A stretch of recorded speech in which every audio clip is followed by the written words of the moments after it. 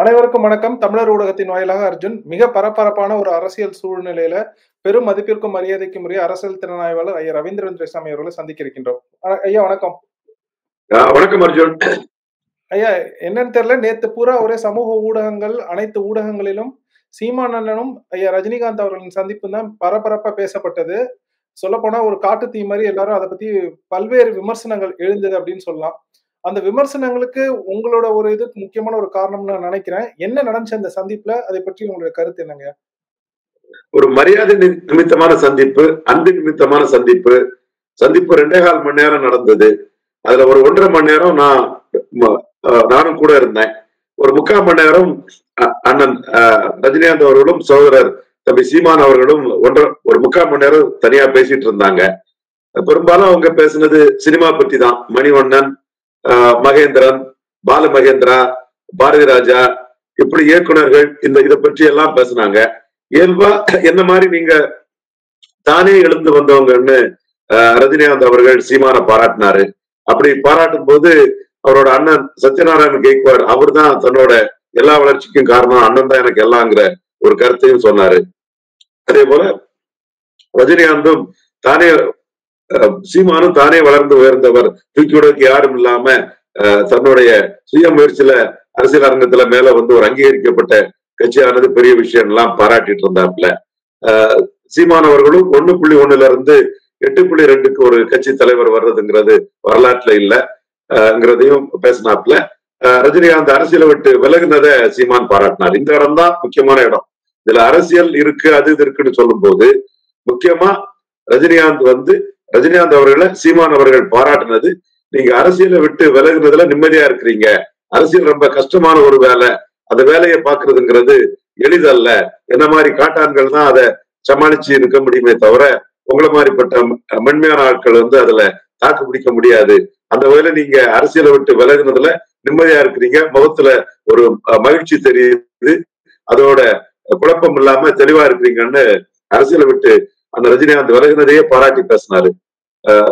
இதை தாண்டி மணிவண்ணன் அவர்களோட அறிவு, திறமை, புலமை, இது ஜெயகணேஷ் இருக்க வேண்டிய ரோல்ல அமைதிப்படையில மணிவண்ணன் வந்தது, மணிவண்ணனுக்கு அந்த ரோல் எடுபட்டது, அந்த விஷயம். அப்புறம் ரஜினி படைப்பா படத்துல மணிவண்ணன் ரோல்ல வந்தது, அந்த விஷயங்களை நிறைய பேசினாப்புல. தென் பாலு மகேந்திராவோட கலை திறன், கலைஞர்கள் கடைசி காலத்துல வந்து வறுமையில வாடுறது, அதை எப்படி அரசாங்கம் சரி செய்யணுங்கிறத பற்றி பேசினாங்க. ரஜினியோட நடிப்பு, குணச்சித்திர நடிப்பு பைரவி படத்துல எப்படி இருந்தது, நான் வாழ வைப்பர்ல எப்படி இருந்தது, முள்ளு மலர்ல எப்படி இருந்தது, பாட்சா படத்துல ஒரு சீன் எவ்வளவு பிரமாதமா இருந்தது, அதே போல நல்லவன்ல உள்ள காட்சிகள், ஜானி படம் மகேந்திரனோட ஜானி படத்துல உள்ள ரஜினிகாந்தின் காட்சிகள், இப்படி அந்த இசையை ரசிக்கிறது, அந்த விஷயத்துல ஸ்ரீதேவி ரஜினி பெறக்கூடிய சீன்களோட ரஜினியோட நடிப்பின் தன்மை, இப்படி எக்கச்சக்கமா ரஜினியோட இயல்பான குணச்சித்திர நடிப்பை புகழ்ந்து தள்ளினாரு. மனநிலை வெளிப்படுத்தும் நடிப்புங்கிறத தமிழ் திரையில கொண்டு வந்தது ரஜினிகாந்த் தாங்கிறத இளமை ஊஞ்சலாடுகிற படத்துல உள்ள ஒரு காட்சியையும், சங்கர் சலீம் சைமன் படத்துல உள்ள ஒரு காட்சியையும் சொல்லி ரஜினிகாந்த சீமான் பாராட்டிக்கிட்டு இருந்தாரு. முழுக்க அந்த சினிமா சார்ந்த செய்திகள் அதிகம் போச்சு. அரசியல் சார்ந்த செய்திகள் சொன்னா நீங்க அரசியலுக்கு வராதது சிறப்பு, அரசியல் வந்து உங்களை மாதிரிப்பட்டவங்க எல்லாம் தாக்கு பிடிக்கிறது ரொம்ப சிரமம்ங்கிறதையே நேரடியாவே சொன்னாரு. அரசியல்ல நீங்க வராதது நீங்க மகிழ்ச்சியா இருக்கிறீங்க, உங்களுக்கு பிரச்சனைகள் இல்லைங்கிறதையும் பாராட்டி தான் சொன்னாரு. இது தென் சிவகார்த்தியனை பற்றி பேச்சு வந்து, சிவகார்த்தி ஆணவம் இல்லாதவர், ரொம்ப அருமையானவர், ரொம்ப எளிமையானவர்னு சிவகார்த்தியனை அண்ணன் ரஜினிகாந்த் அவர்கள் பாராட்டினாப்புல. அதே போல சீமான் அவர்களும் அடுத்த ஒரு பெரிய இடத்துக்கு சிவகார்த்தியன் தான் வருவாரு, சிவகார்த்தியனுக்குன்னு ஒரு தனி ரசிகர் பலம் இருக்குங்கிறத ரெண்டு பேருமே அதை பேசினாங்க. அந்த கட்டத்துல மேஜர் முகுந்த் வரதராஜன் மாதிரிதான் சிவகார்த்தியனோட தந்தை தாஸ் அவர்கள்ங்கிற கருத்தை நான் முன் வச்சேன். அந்த பேச்சு சிவகார்த்தியனோட அமரன் பட வெற்றியை நோக்கி திரும்பியது. அதுல ரஜினி அந்த படத்தை பெருந்தன்மையா பாராட்டினதை பற்றியும் ரஜினி அதை பதிவு பண்ணாரு. நான் அந்த படம் வந்து 4வது வாரமும் புக் மை ஷோல பெரிய அளவுல போயிட்டு இருக்குங்கிற அந்த கருத்தை 2 வாரம் முன்னாடியும் வச்சேன். இப்படி சினிமா சம்பந்தப்பட்ட விஷயங்கள் வந்து பெரிய அளவுல போயிட்டு இருந்தது. நானும் அழுவன் படத்துல மஜ்பூர் படத்துல பிராண்ட் ரோல் வந்து ரஜினிகாந்த் கிடைச்சது ரஜினிகாந்தோட திருவிழா வரலாற்றுல ஒரு பெரிய திருப்பு முறைன்னு பேசணும். அப்போ சிவாஜி அவர்களோட பெருந்தன்மையை பற்றி அண்ணன் ரஜினிகாந்த் அவர்கள் பதிவு செய்தாங்க. இந்த மாதிரி சினிமா சம்பந்தப்பட்ட விஷயங்கள் தான் நிறைய பேசிட்டு இருந்தாங்க. சீமான் அவர்கள் ஒரு பெரிய கலை ரசிகராட்டு ரஜினிகாந்த் எப்படி இப்படி எல்லாம் ரசிச்சங்கிறத அணுவா ஒவ்வொரு விஷயங்களையும் ரஜினிகாந்துக்கு வெளிப்படுத்திட்டு இருந்தாரு. ஒரு சிவாஜி ரசிகரான சீமான் அண்ணன் ரஜினிகாந்த் அவருடைய குணச்சித்திர நடிப்பை எப்படி ரசிச்சிருக்காருங்கிறத வந்து வெளிப்படையாகவே பேசிட்டு இருந்தாரு. அதை ரஜினிகாந்த் கேட்டுட்டு இருந்தாரு. நாட்டு நடப்பு மற்ற விஷயங்கள் எல்லாம் சீமான் பேசினாரு. ரஜினி அதுல குட் லிசனரா இருந்து அந்த விஷயங்களை அதிகம் கேட்டுக்கிட்டு இருந்தாரே தவிர அதிகம் பேசுனது சீமான் அவர்கள் தான் அதிகம் பேசினாப்புல. ரொம்ப ஒரு பாசத்தோட அண்ணன் ரஜினிகாந்த் சீமான் அணுகினாரு. கடைசியில வந்து ஒரு 2 நிமிஷம் அப்படியே நின்று அண்ணன் ரஜினிகாந்தோட ஆசியும் வாழ்த்தையும் பெற்றுக்கிட்டு சீமான் வந்தாரு. வெளியே வரும்போது எல்லாருமே படம் எடுத்துக்கிட்டோம். அதுல ஒரு படத்துல நான் கொஞ்சம் தூரத்துல அனுப்பேன். என்னோட கூட வந்த மற்ற நண்பர்கள் எல்லாருமே படம் எடுத்துக்கிட்டோம். ரஜினி ரொம்ப இயல்பா மகிழ்ச்சியா நின்று அந்த படத்தை எடுத்துக்கிட்டாரு. ரஜினியை பொறுத்தளவுல அவர் பிரதமர் மோடியால மதிக்கப்படுறாரு. தமிழக முதல்வர் மு க ஸ்டாலினால மதிக்கப்படுறார். 8% வாக்கு பலம் கொண்ட ஒரு கட்சியின் தலைவர் அண்ணன் ரஜினிகாந்தை போய் பார்த்தது ரஜினிகாந்தோட அந்த ஸ்டேச்சருங்கிறது வந்து தமிழ் மண்ணில ஒரு கன்னட நடிகர் ராஜ்குமார கன்னடர்கள் எப்படி மதிச்சாங்களோ அதே மாதிரி ஒரு கலைஞராட்டு ஒரு பெரிய உயரிய இடத்துல தமிழ்நாட்டுல ரஜினிகாந்த் மதிக்கப்படுறாரு. அந்த மதிப்புக்கு மகுடம் சூட்டும் வகையில 8% வாக்கெடுத்த ஒரு அங்கீகரிக்கப்பட்ட மாநில கட்சியின் தலைவரான சீமான் அவர்கள் ரஜினிகாந்தை பார்த்தது ரஜினிகாந்தோட அந்த ஸ்டேச்சருக்கு வந்து மேலும் வலு சேர்க்கிறதுன்னு தான் நான் பாக்குறேன். இதுல ஊடகங்கள் பெருசுப்படுத்துற மாதிரி அரசியல் முயற்சியோ எதுவுமே இல்லை. ஒரு சிலர் அதுல பதறாங்க, ஒரு சிலர் அதுல அச்சப்படுறாங்க. அவங்க எண்ணத்துக்கு தக்கன இது அப்படி நடந்துரும் இப்படி நடந்துரும்னு பலரும் ட்வீட் போட்டு எக்ஸ்தலத்துல பதிவிட்டுட்டே இருக்கிறாங்க.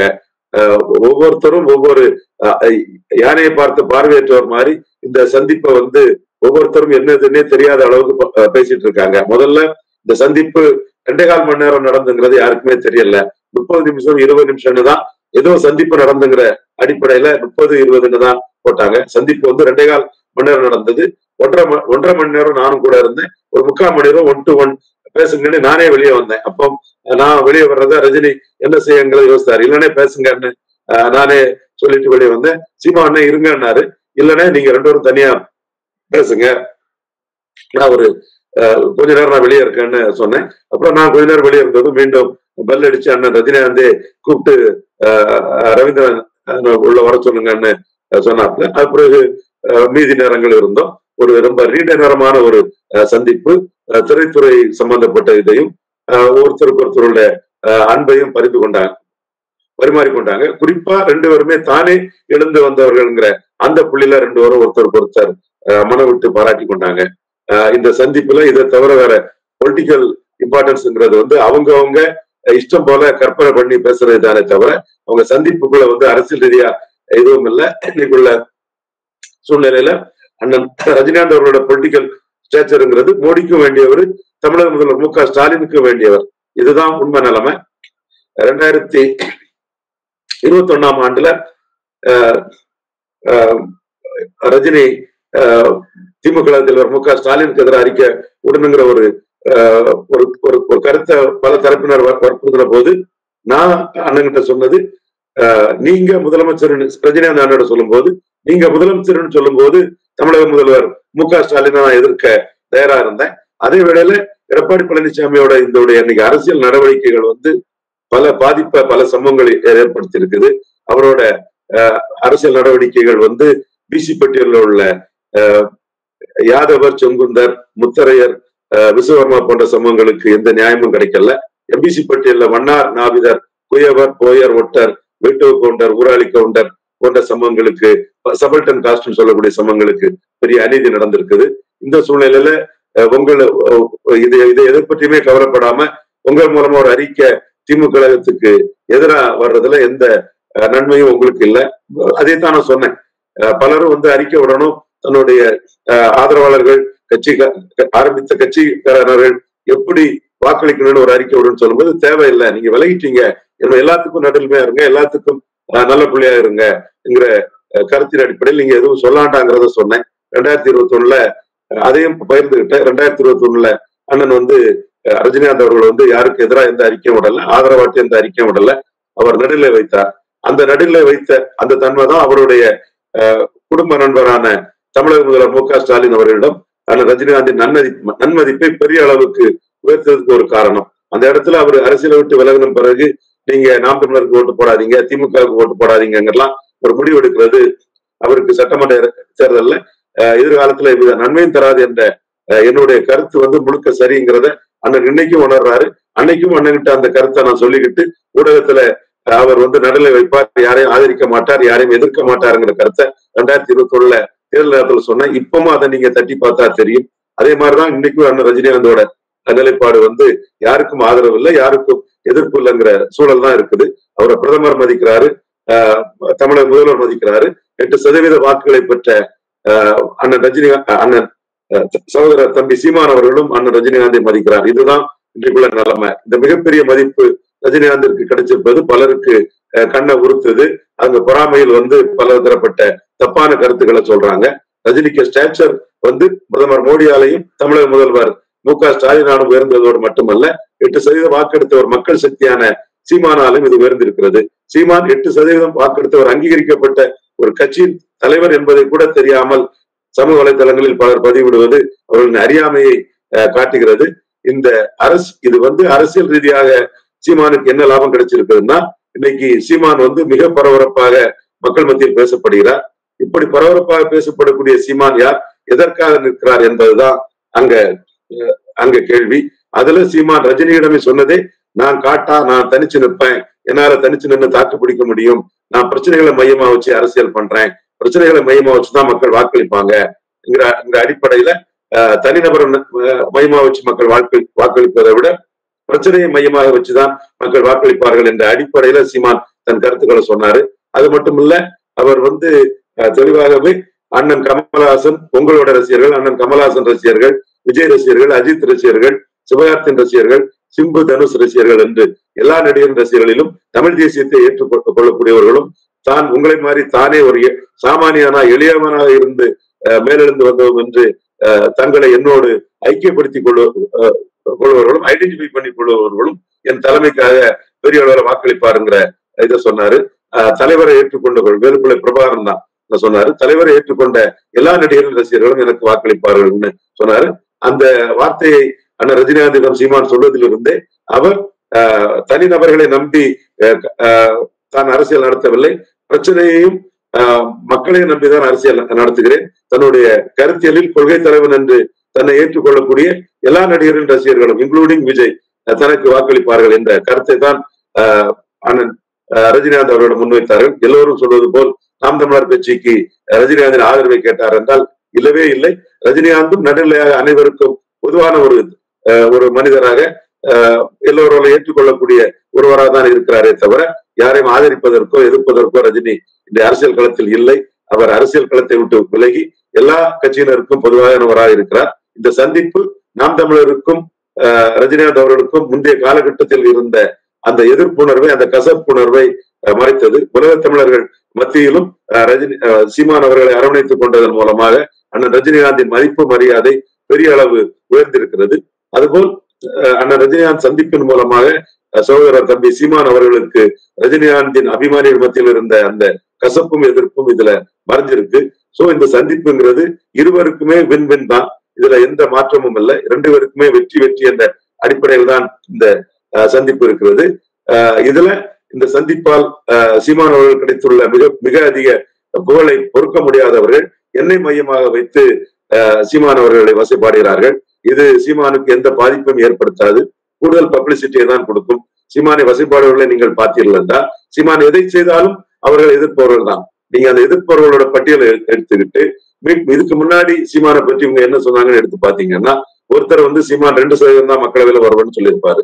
ஒருத்தர் சீமான் 4% தான் மக்களவையில வருவேன்னு சொல்லியிருப்பாரு. ஆனா சீமான் 8% வந்தாரு. இந்த 8% சீமான் வருவாருங்கிறது யாருமே சொல்லியிருக்க மாட்டாங்க. எல்லா தேர்தலிலும் சீமான் காணாம போய்விடுவார், இன்னும் சீமான் முடிஞ்சிட்டாருன்னு சொல்லக்கூடியவங்க தான் இந்த சந்திப்பை பற்றியும் சீமான் RSS பின்னணியில் சந்தித்தார் என்ற ஒரு கருத்தையும் முன்வைக்கிறார்கள். கண்டிப்பாக இதுல RSS பின்னணி எதுவுமே இல்ல. இது மரியாதை நிமித்தம், அன்பு நிமித்தம் ஆன ஒரு சந்திப்பு. உண்மையிலே அப்படி ஒரு பின்னணி இருக்கும்னு சொன்னா அண்ணன் ரஜினிகாந்த் அவர்களிடம் 2024 நான் பலமுறை வற்புறுத்தி, நீங்க தமிழ்நாட்டை கூட விட்டுருங்க, மகாராஷ்டிராவிலையும் பெங்களூர்லயுமாவது 2 கூட்டம் பேசுங்க, டொரண்டோத்துல நீங்க ஒரு கூட்டம் நீங்க பேசினாலே போதும், அது கூடுதலாக வாக்கை பாஜகவுக்கு பெற்றுத்தரும், மக்கள் மத்தியில் ஒரு இமேஜை கொடுக்கலாம் நான் சொல்லும் போது அவர் ராமர் கோயில் இதுல கலந்துகிட்டாரே தவிர பாஜகவுக்கு ஆதரவுங்கிற நிலைப்பாட்டை எடுக்கல. அப்போ அவரு என்னிடமே சொன்னது 2021 மு.க. ஸ்டாலின் அவர்களை எதிர்க்க வேண்டாம், யாரையும் எதிர்க்க வேண்டாம், மற்ற கட்சிகளை எதிர்க்க வேண்டாம், நடுநிலை வைங்கன்னு சொன்னதே நீங்க தான். 2024 என்ன அரசியல் முடிவு எடுக்க சொல்றது எந்த வகையில நியாயம்? என்னோட ஒரு அண்ணன் தம்பி மாதிரி என்ன ரொம்ப நான் அண்ணனை கூப்பிடுறதே அவரு, நீங்க என்ன அண்ணனை கூப்பிடுறதே ஒரு சொந்த அண்ணனை கூப்பிடுற மாதிரி இருக்கு ரவீந்திரன் தான் சொல்லுவாரு. ரொம்ப அபிஷனேட்டா இருப்பாரு. அப்ப உரிமையோட கேட்டாரு, நீங்க தான் 2021 நடுநிலை வைக்க சொன்னீங்க, இப்ப நீங்க 2024 எப்படி மோடிக்கு ஆதரவுங்கிற லெவல சொல்லுவீங்கிறத கேட்டாரு. நான் வெளிப்படையா நான் எந்த ஒரு அரசியல் முடிவும் எடுக்க முடியாதுங்கிற ஒரு கருத்தை என்கிட்ட சொன்னாரு. கடைசியா வந்து நான் தொடர்ந்து வற்புறுத்தவும் என்ன அரசியலுக்கு முடிவெடுங்கன்னு வற்புறுத்த வேண்டாம் ரவீந்தர், நீங்க 2021 சொன்ன நிலைப்பாட்டிலே நான் என்னுடைய அரசியல் நிலைப்பாடை எடுத்துக்கிறேன், எல்லாத்துக்கும் நல்ல பிள்ளையா எல்லாத்துக்கும் பொதுவானவன் நாட்டே நான் இருக்கிறேங்கிற கருத்தை தான் சொன்னாரு. இன்னைக்கும் அண்ணன் ரஜினிகாந்த் அவர்கள் எல்லோருக்கும் நல்ல பிள்ளையா எல்லாருக்கும் பொதுவானவரா இருக்கிறாரு. அதுல எல்லோருக்கும் பொதுவானவரா இருக்கக்கூடிய இதுல சீமானு விதிவிலக்கல்ல, சீமானுக்கும் பொதுவானவரா இருக்கிறாரு, மு.க. ஸ்டாலின் அவர்களுக்கும் பொதுவானவரா இருக்கிறாரு, மோடிக்கும் பொதுவானவர் இருக்கிறாரு. அவரை வீடு தேடி வந்து பார்க்கவில்லை என்று கூட யார் மீதும் அவருக்கு எந்த இதுவும் இல்லை. அவரை பொறுத்தவரை எந்த நிலைப்பாடும் எடுக்காம பொதுவானவரா இருக்கிறாரு.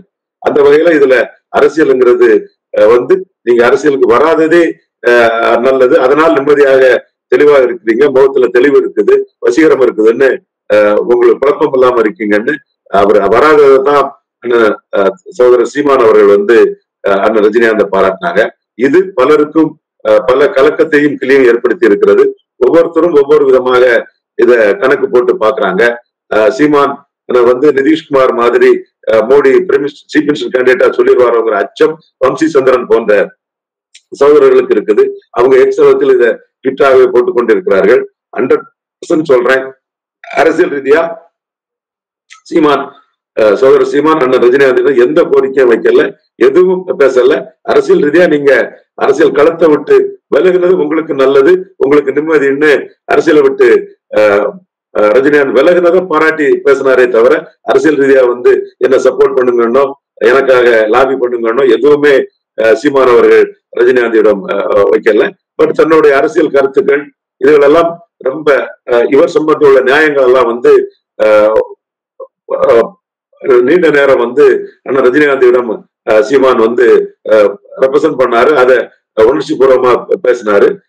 அதுல வந்து ரஜினிகாந்த் அவர்கள் எந்த கருத்தையும் சொல்லல, இவர் சொன்னதை அப்படியே கேட்டுக்கொண்டிருந்தார். ஒரு சில மாறுபட்ட கருத்துக்கள் எனக்கு வரும்போது நான் என்னுடைய மாறுபட்ட கருத்தை நான் அந்த இடத்துக்குள்ள அண்ணன் சகோதரர் சீமானிடம் வந்து நான் மாறுபட்ட கருத்துக்களை நான் பதிவு பண்ணேன். நான் பொதுவாக அந்த கருத்துக்களை வந்து மாறுபட்ட கருத்துக்களை பதிவு பண்ணது என்னுடைய ஒரு வழக்கம். அந்த வகையில ஒரு சில கருத்துக்கள்ல இருந்து மாறுபட்டு என்னோட இதை பதிவு பண்ணேன். அதை எல்லாமே இப்ப சொல்ல வேண்டிய அவசியம் இல்லை. ரஜினியை பொறுத்தவரை அந்த மாறுபட்ட கருத்துக்கள் சீமானுக்கும் எனக்கும் வரும்போது வந்து அவர் சிரித்து கொண்டே அதை கேட்டுக்கொண்டிருந்தாரே தவிர அதுல அவர் எதையுமே பதிவு சொல்ல. வெரி குட் லிசனர் ஆட்டு ரஜினிகாந்த் கேட்டுக்கொண்டிருந்தார். சீமான் தன் எண்ண ஓட்டம் மன ஓட்டம், குறிப்பா நான் எளிய பின்புலத்துல இருந்து தானே எழும்பி வந்தவன், நீங்களும் எளிய பின்புலத்துல தானே எழும்பி வந்தங்கிற அந்த ஒற்றுமையை வந்து 2 பேரும் சிலாகித்து பேசிக் கொண்டிருந்தார்கள். அந்த கட்டத்துல தன்னுடைய வாழ்வின் உயர்வுக்கு வெற்றிக்கு தன்னோட அண்ணன் சத்யநாராயண் கெய்க்வாட் காரணம்ங்கிறத ரஜினிகாந்த் அவர் படத்தை காட்டி பேசினாரு. ஒரு மிக அருமையான ஒரு சந்திப்பு. 2 பேர்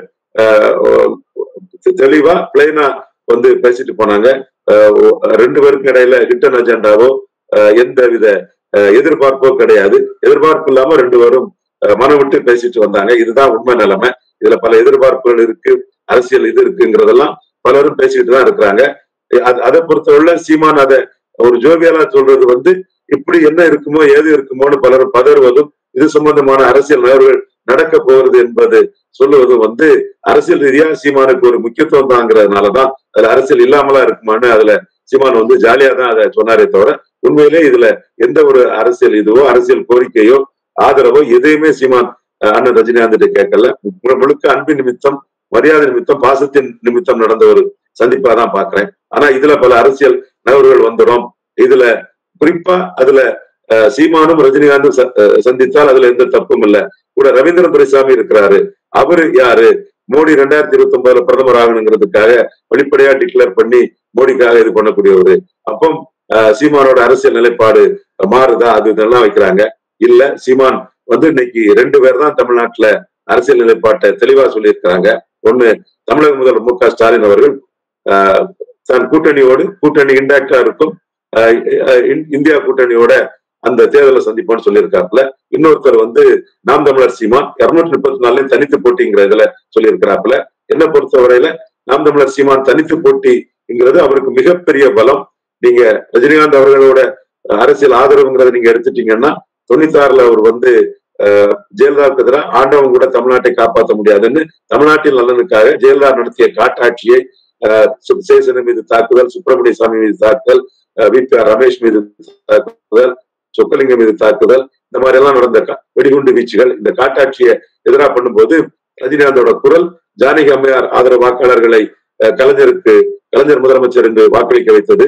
காங்கிரஸ் வாக்காளர்களை மூப்பனார் மூலமாகவும், ஜானகி அம்மையார் வாக்காளர்களை ஆர்.எம். வீரப்பன் மூலமாகவும் திமுக தமாக கூட்டணிக்கு பெரிய ஒரு வெற்றியை கொடுக்கக்கூடிய அளவுக்கு அது உருவாக்கி கொடுத்தது.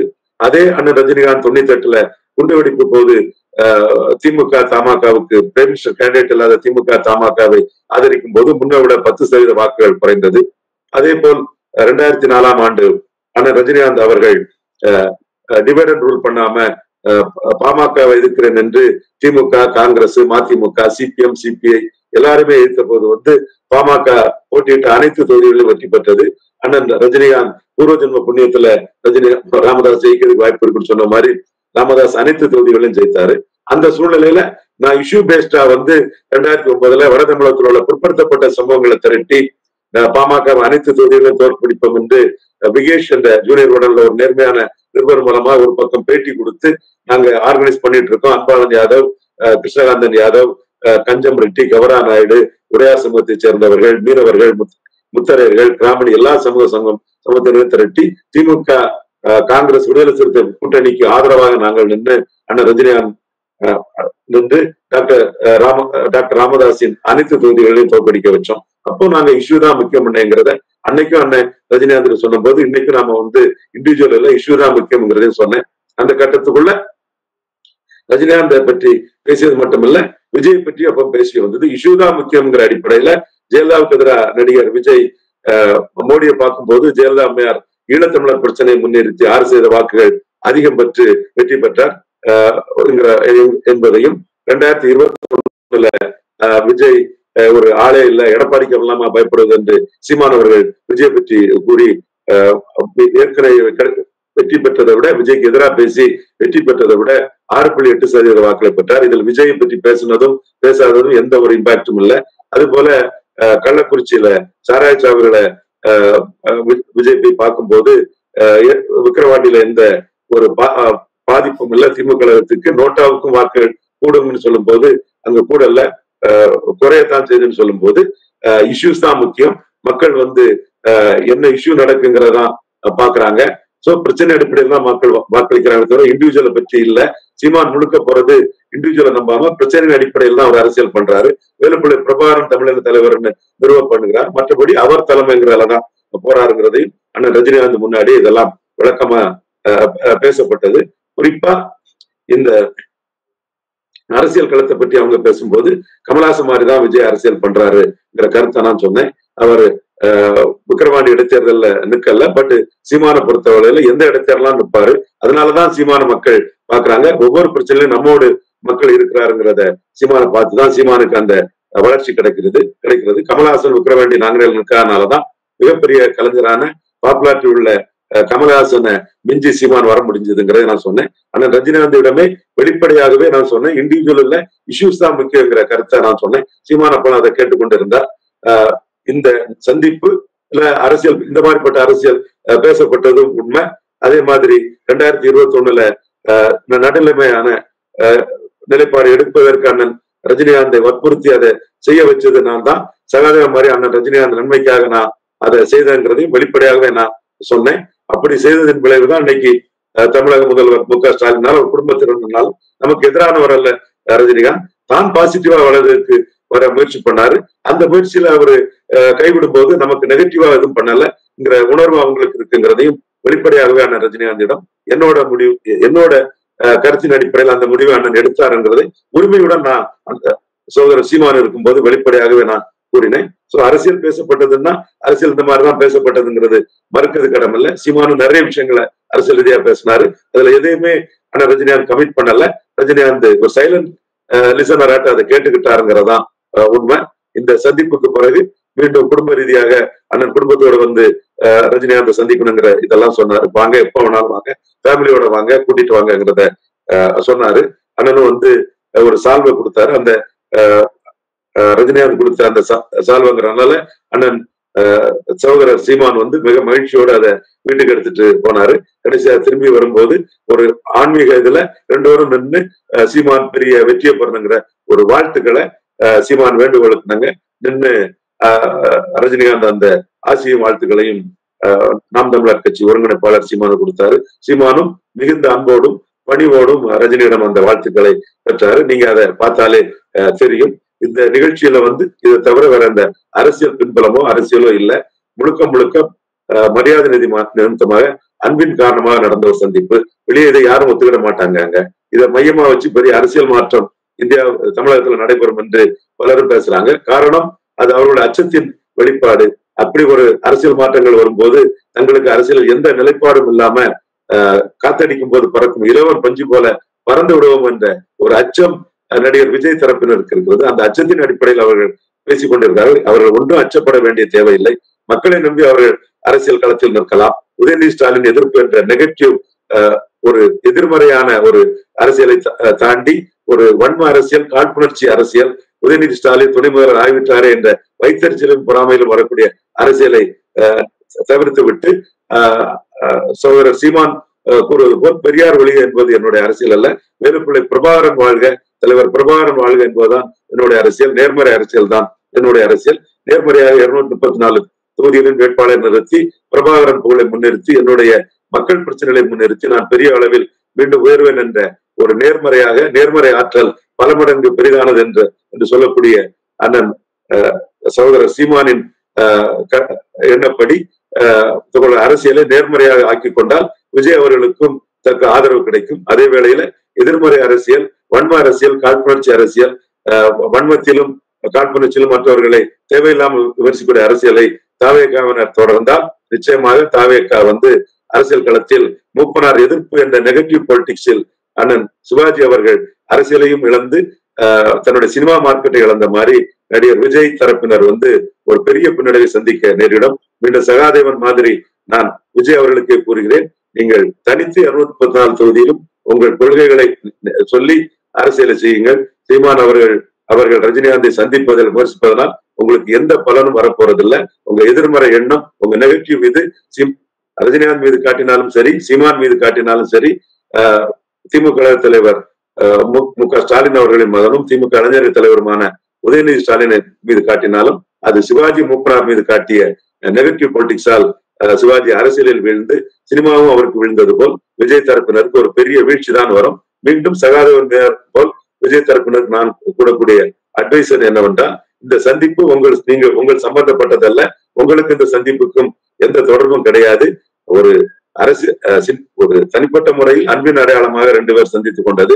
இன்னும் சொல்ல போனால் நாம் தமிழர் கட்சியினர் வந்து ரஜினிகாந்த் எதிர்ப்புங்கிற ஒரு கட்டத்துக்கு பிறகு அரசியல் போட்டியாளராக இல்லாத ஒரு பெரிய உயரத்தில் இருக்கும் ரஜினிகாந்தை சந்தித்து அதை வந்து அவங்க நீர்த்து போக செய்திருக்கிறார்கள்.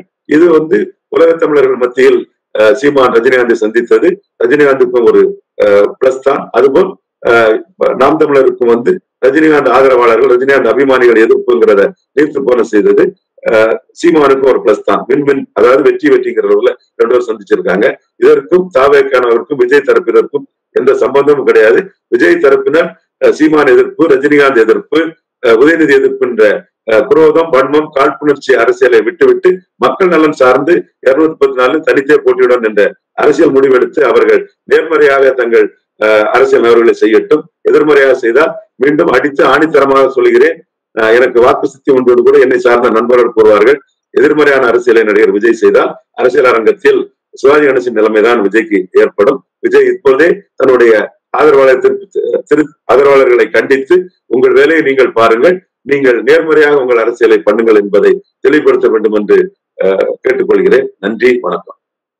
ஐயா, மிக நீண்ட நேரம், ஒரு அரை மணி நேரம் என்ன நடந்துச்சு அப்படின்னு அப்படியே ஒவ்வொரு படத்துல இருந்து சொல்லி எங்களுக்கு அங்க நடந்ததை நீங்க எங்களுக்கு விவரிச்சது மிக்க மகிழ்ச்சிங்க ஐயா. இன்னொரு மகிழ்ச்சியான தருணத்துல உங்களை சந்திக்கலாம்.